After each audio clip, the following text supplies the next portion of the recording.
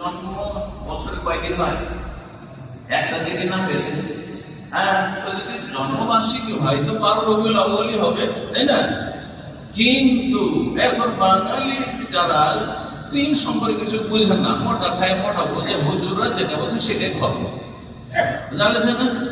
যে কোনো একটা কিছু হইলেই মিলাদ, বালা মুসিবত আসলে মিলাদ, খুশি হইলে মিলাদ, ছেলে মরলে মিলাদ, বাপ মা মরেছে মিলাদ, মিলাদ মাহফিল, মিলাদ মাহফিল, মিলাদ মাহফিল। আর তোমাদের মোল্লাদের বাড়িতে কেন মিলাদ হয় না? শুধু জনগণের বাড়িতে মিলাদ হয়। কারণ মোল্লাদের বাড়ি মিলাদ হলে ওদের পয়সা মিলিয়ে খরচ হবে, ওরা কেন খরচ করবে? ওরা কোথায় করবে? বোঝা গেছে? ধরুন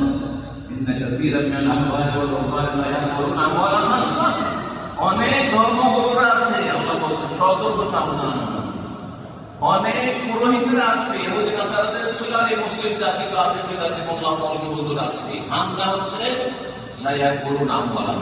মানুষের পকেট ঝাড়া যায়, কিন্তু পয়সা কেমন করে বক্ষণ করা যায় বেলমানুল হারাম পন্থায়, বিনা মূল্যের ব্যবসা, মুহিদের ব্যবসা, তাবিজের ব্যবসা, মিলাদের ব্যবসা, কোরআনখানি বক্সানোর ব্যবসা, 40-এর ব্যবসা, আর এই সব নানান ব্যবসা শেষ নেই। আর টাকা পয়সা খেয়ে যদি হিদায়াতও করতো, জান্নাতের রাস্তায় তাও হইতো, কিন্তু না, আল্লাহর রাস্তায় চলতে বাধা নেই। সন্ন্যতের জায়গায় বেদাতের রাস্তা দেখায়, তাওহীদের জায়গায় শিরকের রাস্তা দেখায়, মাজারের রাস্তা দেখায়, পীর মুরিদের রাস্তা দেখায়।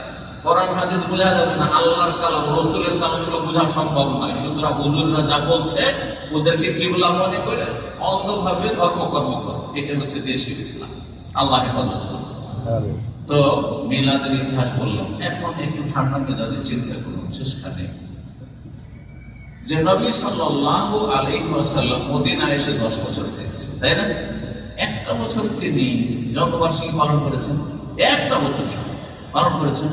প্রমাণিত কোরআনে তো নেই, হাদিসে নবী সাল্লাল্লাহু বলেছেন যে করি আমার জন্মবার্ষিকী পালন করুন, তাও নেই। নবী করেছেন, করেন।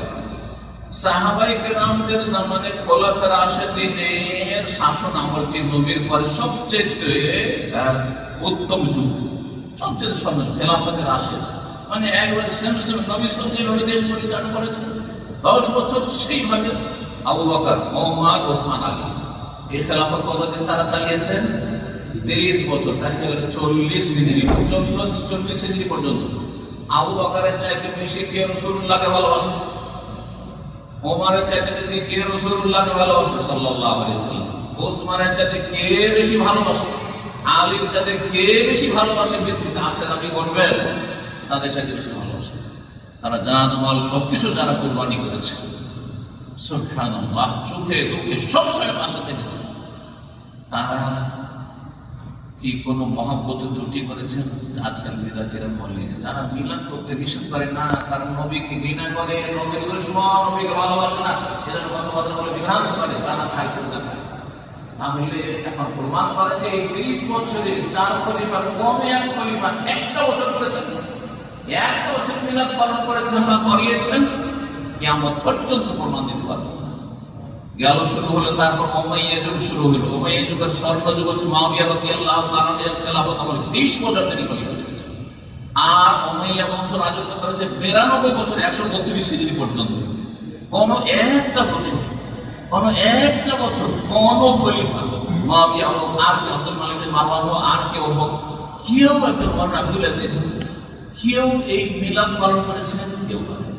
তারপরে আসলো আব্বাসী খেলাফতের যুগ, আসলো তার 656 পর্যন্ত থাকলেন, 656 পর্যন্ত।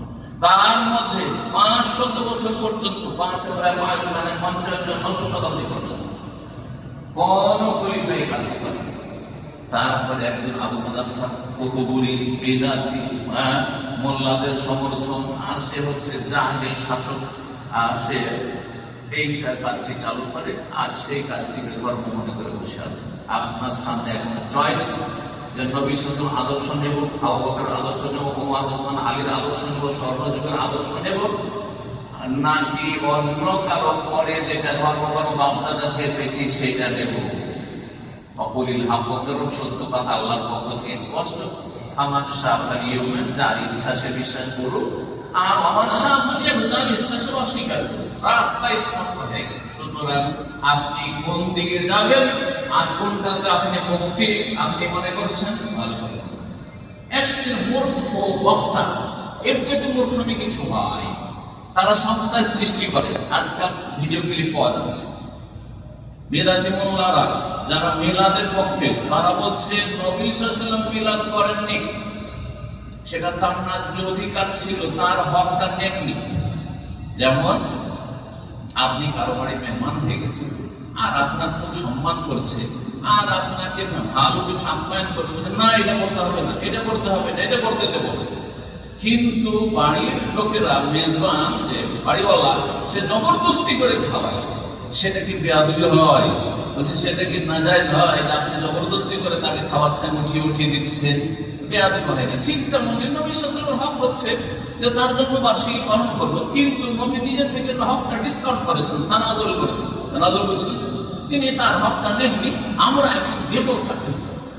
এই জন্য এক বিদাতি মোল্লা বলছে, বাংলাতে বলছে যে নবী সাল্লাল্লাহু আলাইহি ওয়াসাল্লাম যদি আমাদেরকে নিষেধও করতেন যে মিলাদ করিও না, তবুও করতাম।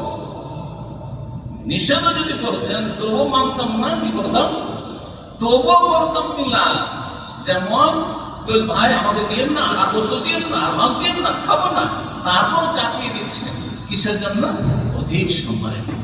কিভাবে যুক্তি দিয়ে, ইবলিশি যুক্তি দিয়ে জাহান্নামের রাস্তা দেখাচ্ছে, আশ্চর্য হয়ে যাবে। ভালোবাসার দলিল এই নয় যে আপনি খেয়াল খুশি কাজ করবেন, যেটা পছন্দ লাগবে সেটা করবেন। ভালোবাসার দলিল প্রমাণ হচ্ছে কি জানেন? আল্লাহ কোরআনে কারীমে ইরশাদ করেছেন সূরা আলে ইমরানে, কুল হিদায়াতুন কুনতুম তুহিব্বুনাল্লাহ, তোমরা যে আল্লাহকে ভালোবাসো। আল্লাহর ভালোবাসা সবচেয়ে বেশি, তারপরে কার ভালোবাসা? রাসূলুল্লাহর ভালোবাসা। যদি আল্লাহ রাসূলকে ভালোবাসো, তাহলে দলিল প্রমাণ মুখে দাবি করলে হবে আমি আল্লাহকে ভালোবাসি, রাসূলকে ভালোবাসি, আশিকে রাসূল, আশিকে ইলাহি বললে হবে না। ফাত্তাবিউনি, আমার অনুসরণ করো। আর নবীর ভালোবাসার প্রমাণ হচ্ছে প্রত্যেকটি ক্ষেত্রে নবীর তরিকা যাবে। নবী কেমন ভাবে নামাজ পড়তেন, হ্যাঁ, নবীর তাহাজ্জুদ কেমন ছিল, হ্যাঁ, নবীর সকালবেলা ইবাদত বন্দেগী কেমন ছিল, রাস্তায় নামাজ পড়তেন কিনা, কত রাকাত পড়তেন, নবী সাল্লাল্লাহু আলাইহি ওয়াসাল্লাম নামাজ কি দিয়ে শুরু করতেন আর কি দিয়ে শেষ করতেন, নবী সাল্লাল্লাহু আলাইহি ওয়াসাল্লাম দৈনন্দিন জীবনটা কেমন ছিল, নবী সাল্লাল্লাহু স্ত্রীর সাথে কেমন আচরণ করতেন, ছেলে মেয়েদের সাথে কেমন আচরণ করতেন, সাথী সঙ্গীদের সাথে কেমন আচরণ করতেন, আর তিনি কি খেতেন, কিভাবে চলাফেরা করতেন, ইত্যাদি ইত্যাদি, তার জীবনটা প্রতিটি ক্ষেত্রে কেমন ছিল, সেটা সম্পর্কে জ্ঞান হাসিল করা, তারপরে সে অনুযায়ী আমল করে তার অনুসরণ করা, পেছনে পেছনে চলা। যে যাকে ভালোবাসে তার ফলোয়ার হয়। আচ্ছা দেখছেন না আজকে যে যা সেলিব্রিটি, কি বলা হচ্ছে এদেরকে, হ্যাঁ, সোশ্যাল মিডিয়ায় যাদের অনেক লক্ষ লক্ষ ফ্যান আছে, মানে ভক্ত আছে, তারা কি করে? যারা খেলাধুলাকে পছন্দ করে, যাতে ফলোয়ার ওর মতো ওর চলাফেরা, ওর মতো তার স্টাইল, ওর মতো তার ফ্যাশন, যে যাকে ভালোবাসে তার তরিকার অনুসরণ করে, তার মতো জীবন গড়ে। সুতরাং আপনি যদি রাসূলুল্লাহ সাল্লাল্লাহু আলাইহি ওয়াসাল্লাম ভালোবাসেন, রাসূলুল্লাহ সাল্লাল্লাহু আলাইহি ওয়াসাল্লামের তরিকায় চলার চেষ্টা করবেন, তাহলে আল্লাহ তোমাদেরকে ভালোবাসবেন।